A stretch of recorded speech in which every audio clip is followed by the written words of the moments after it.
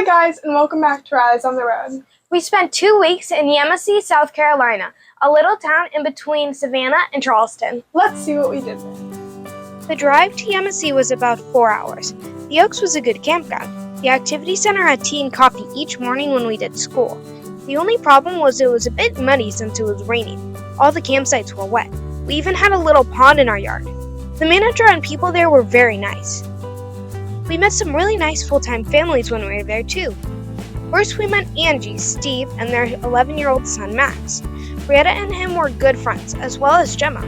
There were also Mandy and Mike and their sons 12-year-old Takoa, 15-year-old Reese, and 17-year-old Jordan. It was good having people our age there. We had 2 game nights with the full-time families while we were there. They were great. The second one was also a potluck, and another full-time family joined in. We all have a lot in common. Mandy taught me how to spoon a scrubby, and I taught her how to make a spoon animal. We hope to see all of them down the road. In Savannah, we stopped in a park to eat lunch. My dad helped a guy set up one of his slack lines around a tree. Then I chipped in with a bigger slack line. He said I could try out a smaller one. A slack line is a flat strip between trees you can use like a tightrope. It took a second to get used to, but it was really fun. By the end, I could stand for a while. The first time we went to Savannah, Georgia, we took a trolley tour to learn the history of the town. We had perfect timing to go on Super Museum Sunday, the only day in the year when all the museums were free. We had a chance to visit 3 museums. The first one was the Jepson Center of Modern Art, which might be great for some people, but modern art is definitely not our favorite. The second was the Telfair Academy, an art museum with more classical art. We really liked this picture that shows all of the stages of life from a young girl to an old woman. The last museum of the day was the Owens Thomas House, which also included stories of Marquis de Lafayette and a tour of the enslaved quarters. This house is very popular, so we had to wait a while, but it was quite interesting and our tour guides are very knowledgeable.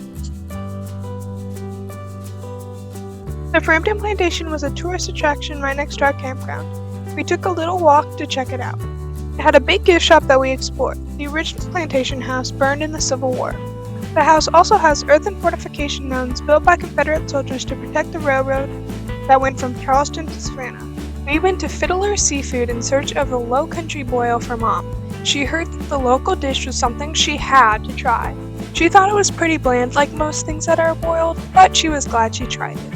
We went with Max and Angie to the UGA Aquarium at the University of Georgia. The aquarium was small, but it had a really cool touch tank where we were allowed to pick up horseshoe crabs, spider crabs, and shrimp. The aquarium is home to many different fish species native to Georgia's coast. After we finished in the aquarium, we went on a walk on the nature trail nearby. We started off our day at the Angel Oak. It was a giant oak tree with so many limbs. Some of them were touching the ground since they were so heavy. It was estimated to be about 400 years old.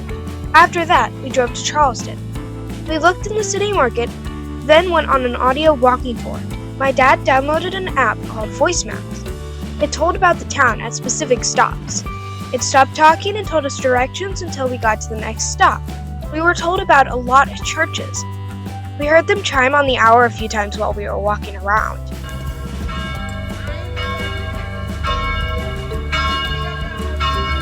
Our tour took us down some alleys with ballast as the street.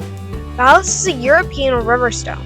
The ships from Europe brought the stones to weigh down the empty ships, so it is less likely to tip over in a storm. They piled up the ships with goods from Charleston and left the ballast.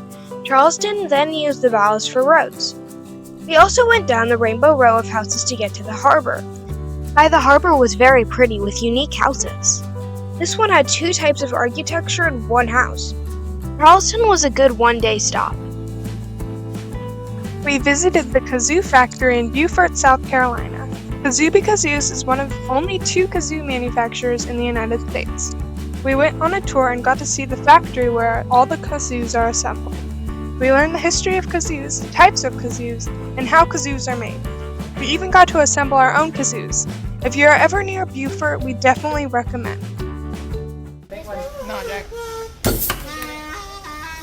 You have to use one so I catch you on video.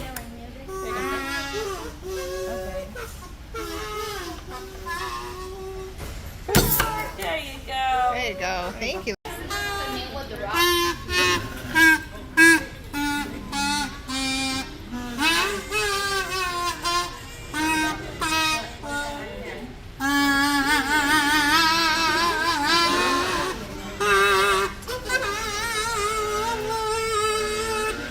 went to the Reconstruction Era National Historic Park.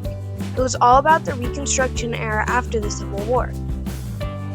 On our second trip to Savannah, we went to the Cathedral Basilica of St. John the Baptist Church. It was very ornate. There were many beautiful stained glass windows. The whole day it was raining. We all wore ponchos and rain jackets. We also went to Chippewa Square. It was the place the Forrest Gump bench was at. Savannah is the town Forrest Gump was filmed in. The bench was only a prop, but it was the same view. Another place we went was Juliette Gordon Lowe's birthplace. Juliette Gordon Lowe, otherwise known as Daisy, was the founder of Girl Scouts. Moina, Brietta, Gemma, and I have been Girl Scouts since we were all Daisies. My mom was all of our troop's leaders. Daisy was born in this house. Daisy married a rich man. On their wedding day, people threw rice at the couple as a tradition, but a piece of rice was lodged in Daisy's ear. They had to end their honeymoon early to get it removed. She couldn't hear very well for the rest of her life. After 16 years, they got divorced. Before they finished the papers, he suddenly died. This freed Daisy to go to Great Britain to help the Girl Guides. She liked the idea so much she made the Girl Scouts of America. After Daisy's death, the Girl Scout organization bought and restored Juliette Gordon Lowe's birthplace. We tried going to the Girl Scout headquarters. A sign said it would open at 3:15, but we stood there a good 15 minutes after 3:15 in the rain, and they did not open. We even tried knocking. The last place we went was Leopold's Ice Cream. It was very tasty. Leopold is a big deal in Savannah. We met another full-time family from our campground here. We went to a fast food place called Cookout. They're only on the East Coast. One day we went to Magnolia Plantations and Gardens. We learned it is the oldest gardens in the USA. On the way we saw an alligator right by a Beware of Alligators sign. It was raining a little bit but not too hard. Included with the admission was a Slavery to Freedom tour. The guide told us that this was a Carolina gold rice plantation. The rice sold for a lot of money and was South Carolina's cash crop. It was very expensive because it was so hard to make. Rice paddies have to be flooded. South Carolina has a lot of things that are in the water, like crocodiles, snapping turtles, leeches, and worst of all, tons of mosquitoes. It was dangerous work, so they had slaves do it. When slavery ended, they couldn't find anybody to do the work anymore, so the gardens were made into a tourist attraction. A few of the slaves stayed with the owners as paid workers and took care of the grounds. There are even some grandchildren of one of the slaves that still work there today. We got to look around the cabins the slaves stayed in. Each one was made to look like a certain time period. People still lived in them till the 1990s. They stopped living in them when they were damaged in Hurricane Hugo. After the tour, we went and looked at the animal sanctuary. It was a hidden gem. The deers just walked up to you. There were deers, peacocks, fox, raccoon, many different kinds of birds, including chickens, ducks, and owls, as well as a pig, goat, alligator, and baby alligators. They also had reptiles. We went at lunchtime and got to see them get fed. We liked Magnolia so much we came back a few days later. Our tickets lasted for 7 days. The animal area was closed, but we looked around at the gardens. Since it was winter, not much was in bloom. The grounds were very pretty with lakes and bridges, though. Magnolia Plantation and Gardens is great. Campground had a Super Bowl party and potluck in the activity center. Us kids played board games while the adults watched the game. There were a lot of people, so there was a lot of food. We took a quick walk around the lake at our campground. We spotted lots of turtles and multiple alligators.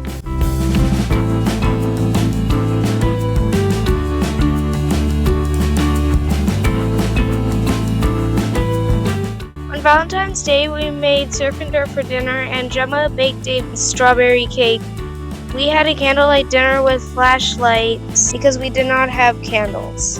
One day, we went to Sullivan's Island in Charleston Harbor to visit Fort Moultrie.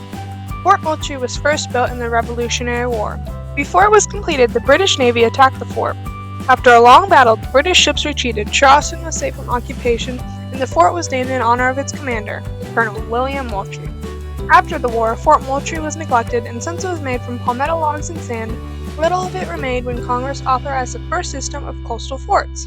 The second fort was finished in 1798, but it was destroyed by a hurricane only 6 years later. In 1809, a third Fort Moultrie was finished, and this would survive the Civil War. The fourth and final fort was built in the 1870s to replace the damaged fort used in the Civil War. Fort Moultrie was used to defend Charleston in both world wars. In World War II, Fort Moultrie's main job was to prevent German submarines from entering Charleston Harbor. But as weapon technology became more advanced, Fort Moultrie's cannons were no longer effective for harbor protection. Fort Moultrie was decommissioned in 1947 and sat empty until 1960 when South Carolina donated it to the National Park Service. As our last outing, we went to Hilton Head Island. We took a walk on the beach. I was the only one who got my feet wet though. Then we headed to the Sea Shack for dinner. It was a recommendation from our uncle. Everyone got good food, but Melina. Brietta and Gemma got popcorn shrimp. Mom got she crab soup. Dad got a burger, and I got really good fried grouper. Melina got popcorn scallops, and she said they were weird and slimy, and my mom and dad agreed. So if you ever go to the Sea Shack in Hilton Head, don't get popcorn scallops. For those that don't have diesel trucks, for emissions we have to add diesel exhaust fluid. It is supposed to go in the blue capped tank. I made the mistake and added it to the fuel tank. Big no-no. My reward was to sleep at the truck stop until the truck could be towed in the morning. A mechanic flushed the tank and I emptied the remaining DEF from the fuel water separator so we could get on the road.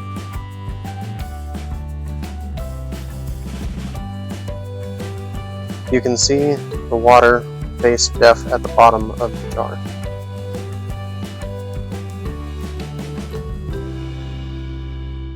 We all enjoyed this stay mostly for the people we met.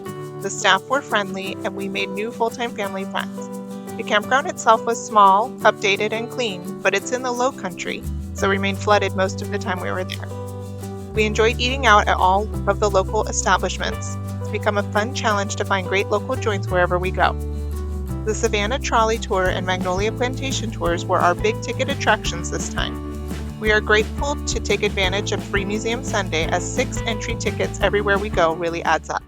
We met some really good friends. See you next week on Raleigh on the Road. Bye!